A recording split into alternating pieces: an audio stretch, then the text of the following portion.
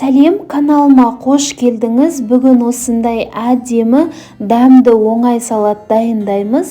Каналыма тіркелмеген болсаңыз, тіркеле кетіңіз. Алдағы уақытта оңай рецептер тұрақты түрде шығып тұратын болады. Ең бірінші пісу керек заттардың барлығын қайнатып пісіріп аламыз. Піскен етті және тұздалған қиярды майда етіп 4 бұрыш тығып турап шығамыз. Келесі піскен сәбізді үткіштен өткіземіз. Піскен жұмыртқаны да үткіштен өткіземіз.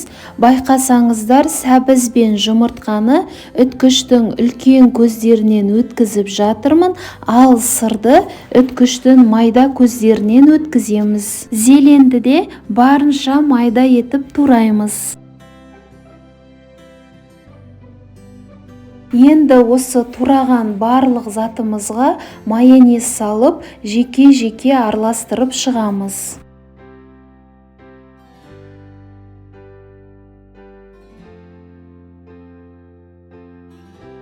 Міне барлығын майонезбен араластырып болдым. Енді бізге осындай кальцо қажет болады.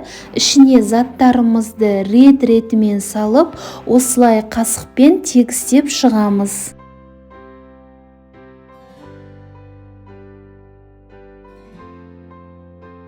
Еттің үстінен тұздалған қиярымызды саламыз.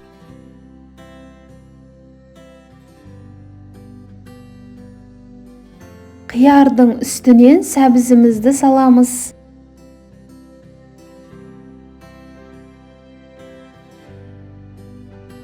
Енді жұмыртқамызды саламыз.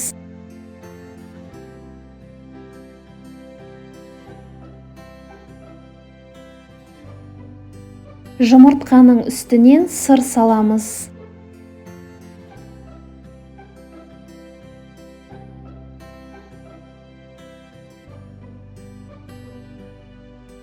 Ең соңында зеленді әдемелеп салып, кальцияны асықпай алатын боламыз. Бұл салаттың дәмі өте дәмді шығады. Маған сеніңіз, жасап көріңіз, ал менің видеома лайк басуды ұмытпаңыз.